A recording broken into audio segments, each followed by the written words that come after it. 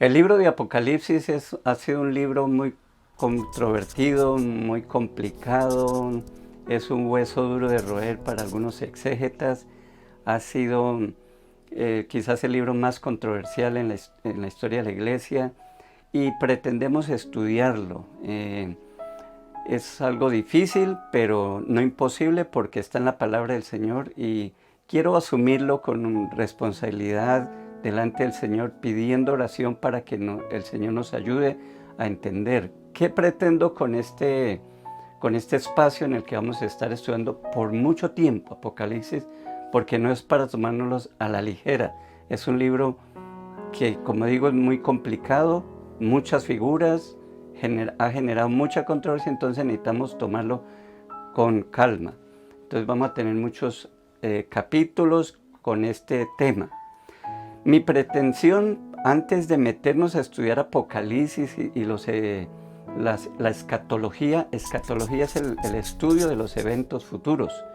En la antigua Grecia habían obras de teatro y cuando terminaba la obra bajaban el telón, ese era el escatón. Se acabó la obra, se acabó la historia, se cerró el paréntesis de la humanidad, eso es el escatón, de ahí viene la palabra escatología. Y la escatología no solo está en el libro de Apocalipsis, está por muchas partes de la Biblia. Entonces tengamos en mente eso. ¿Qué pretendo? Lo que pretendo es que hacer una pequeña introducción, vamos a hacer un pequeño recorrido a ver cómo han mirado el libro de Apocalipsis en la historia de la Iglesia, comenzando desde los primeros siglos que se escribió hasta nuestros días, cómo ha sido visto, qué han pensado, cómo se ha interpretado. Luego nosotros miraremos cómo se interpreta en nuestros días, qué podemos aprender de la historia, de la interpretación del libro de Apocalipsis. A manera de introducción, tenemos que mirar el contexto en el cual es entregado el libro de Apocalipsis. ¿Cuál es el contexto? ¿Qué estaba viviendo la iglesia, el escritor, el mismo apóstol Juan, etcétera? Básicamente había una gran tribulación. Había Domiciano, tenía una persecución como muchos emperadores de los primeros siglos contra la iglesia, contra el cristianismo. Muchos cristianos habían muerto, la iglesia estaba escondida, huyendo, haciendo celebración de cultos en subterráneos, escondidas. Era una persecución tremenda, era una situación bien difícil bajo el imperio de Domiciano. Existía confrontación de poderes políticos injustos. El imperio romano era cruel, pero también el judaísmo también estaba en contra. O sea, la iglesia se encontraba en una situación complicada. Por una parte el imperio, por otra parte los judíos. Recordemos que en el libro de los Hechos hay persecución y tienen que salir. Entonces siempre fue algo complicado. Había también en la iglesia esa situación, algunos los llevaba a apostatar de su fe, a rechazar por temor a su vida. Había herejías y también había contaminación, inmoralidad sexual, en fin. Pero eso no es de extrañarnos porque en el mismo Corinto, Pablo cuando le escribe, le dice que hay inmoralidad, que alguien le quitó la mujer a su padre, o sea, a su madrastra. En fin, había bastante maldad y por eso los mensajes de Apocalipsis de las 7 iglesias es arrepentirse, a conservarse, a mantenerse puro por la situación que está pasando la iglesia en ese momento. Ese es básicamente, entonces, a manera de resumen, Roma, el mundo judío, asfixian al cristianismo, había desespero, sufrimiento, persecución para la iglesia del Señor en ese momento. Es interesante observar que en el mismo contexto en el que surge el Apocalipsis, un contexto difícil, hostil contra la iglesia, contra el cristianismo, ese mismo contexto es el que llega a modelar la interpretación del mismo libro con el correr de los siglos y quizás, veremos más adelante, si quizás en nuestros tiempos también las situaciones difíciles moldean nuestra interpretación. Quiero leer una cita del historiador Herodiano. Herodiano fue un historiador del Imperio Romano, muy conocido, muy educado. Lo llegaron a considerar el máximo grammaticus, máximo gramático porque era un gran erudito, era un griego que le sirvió al Imperio Romano, se ganó la confianza y fue su gran historiador. Abro comillas. En todo caso, si alguien pasara revista a todo el periodo que abarca de Augusto, desde el régimen romano se transformó en el poder personal, no encontraría entre los cerca de 200 años que van hasta el tiempo de Marco, ni aún continuos relevos en el poder imperial, ni tales cambios de suerte en guerras civiles y exteriores, ni conmociones en los pueblos y las provincias y conquistas de ciudades, tanto en nuestro territorio como en muchos países bárbaros, ni movimientos sísmicos, ni pestes, ni finalmente vidas de tiranos y emperadores tan increíbles que antes eran raras, ni siquiera se recordaban. Cierro comillas. Herodiano está diciendo, la historia que él narra es la historia de su tiempo, más o menos son como 88 años, y él dice, mire, nunca ha habido tan conmoción, nunca ha habido una crisis política en el gobierno. Más o menos fueron cerca de 18 emperadores en un lapso muy corto de tiempo. Eso mostraba una inestabilidad en el imperio y habían movimientos sísmicos, temblores, etc. Era una situación bien difícil. La está narrando un personaje ajeno a la fe. Es un historiador pagano que le está sirviendo al Estado y esa es la forma como él lo menciona.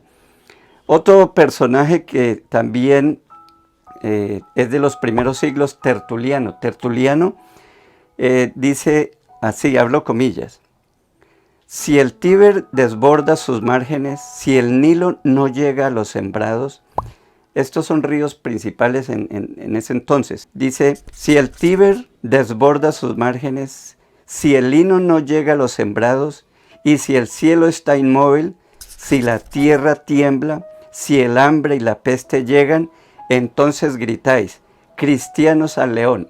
Cierro comillas. Aquí hay algo curioso porque Tertuliano fue un defensor de la fe y en su lucha contra los paganos, él dice, ¿cómo es posible? Todo lo malo que pasa en el mundo le echan la culpa a los cristianos. Por eso dice, cristianos al león, o sea, láncenlos a los leones. Toda la culpa se la estaban echando al cristianismo. Entonces esto explica por qué la hostilidad, el por qué los ataques de los emperadores contra los cristianos, por esa concepción que había. Y ellos vienen a defender a los cristianos.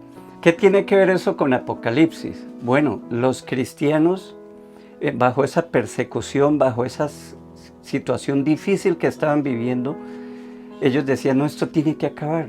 Y quiero citar un autor, ya este es muy reciente, José Fernández Urbina.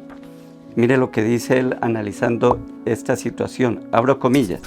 La interpretación literal del mismo suscitó la idea de que el reino tendría la duración de 1000 años y que concluiría con el regreso transitorio de las fuerzas del mal presididas por el anticristo o por el propio Satanás, pero que pronto serían aniquiladas por Cristo, tras lo cual vendría el juicio final, la destrucción del mundo y el inicio de la vida eterna en el paraíso. Cierro comillas. Se está haciendo referencia a que los cristianos empezaron a leer Apocalipsis 20 y lo entendieron en forma literal. Dice acá, vi a un ángel que descendía del cielo con la llave del abismo y con gran cadena en la mano, y prendió al dragón, la serpiente antigua, que es el diablo y Satanás, y lo ató por 1000 años, y lo arrojó al abismo y lo encerró y puso su sello sobre él para que no engañase más a las naciones, hasta que fuesen cumplidos 1000 años. Y después de esto debe ser desatado por un poco tiempo. Entonces ellos entendieron que estos 1000 años tenían que ser literal porque la situación estaba difícil, porque habían temblores, porque habían problemas, persecuciones, y entonces eso tendría que acabar pronto. Otro personaje que viene a hablar del asunto se llama Ireneo de León, discípulo de Papías. Papías fue a su vez discípulo de Juan, el que escribió Apocalipsis. Entonces ahí más o menos estamos muy cerca, estamos hablando de la segunda generación, y él dice esto, abro comillas: esto es lo que recuerdan haber oído de Juan, el discípulo de Jesús, los presbíteros que lo conocieron, acerca de cómo el Señor les había instruido sobre aquellos tiempos. Llegarán días en los cuales cada viña tendrá 1000 cepas, cada cepa 10,000 ramas, cada rama 10,000 racimos, cada racimo 10,000 uvas. Cada uva exprimida producirá 25 medidas de vino. Y cuando uno de los santos corte un racimo, otro racimo le gritará: yo soy mejor racimo, cómeme y bendice por mí al Señor. De igual modo, un grano de trigo producirá 10,000 espigas, cada espiga a su vez 10,000 granos, y cada grano 5,000 libras de harina pura. Lo mismo sucederá con cada fruto, la hierba y la semilla, guardando cada uno la misma proporción. Y todos los animales que coman de los alimentos de esta tierra se harán mansos y vivirán en paz entre sí, enteramente sujetos al hombre. Cierro comillas. Note que Ireneo está citando las palabras de este y dice que hemos oído. O sea, que va a venir un tiempo de abundancia, un tiempo de paz, un tiempo de bendición. Eso tiene que venir pronto porque la situación está bastante difícil. Todo esto lleva a la conclusión que la primera interpretación entonces que la iglesia en los primeros siglos tuvo acerca del Apocalipsis fue una interpretación literal. Esos 1000 años, y de ahí surge la palabra milenio, que la vamos a estar repitiendo y mirando y analizando, que está ahí en el capítulo que acabamos de leer, Apocalipsis capítulo 20. La primera interpretación, pero no es la única. En el próximo continuaremos estudiando más cómo miraron Apocalipsis en la historia de la iglesia. Quiero invitarle para que se suscriba a nuestro canal, para que toque la campanita y así le lleguen las notificaciones de los videos que subimos, le dé like y compártalo. Recuerde que nuestro lema es bendecidos para bendecir. Dios te bendiga.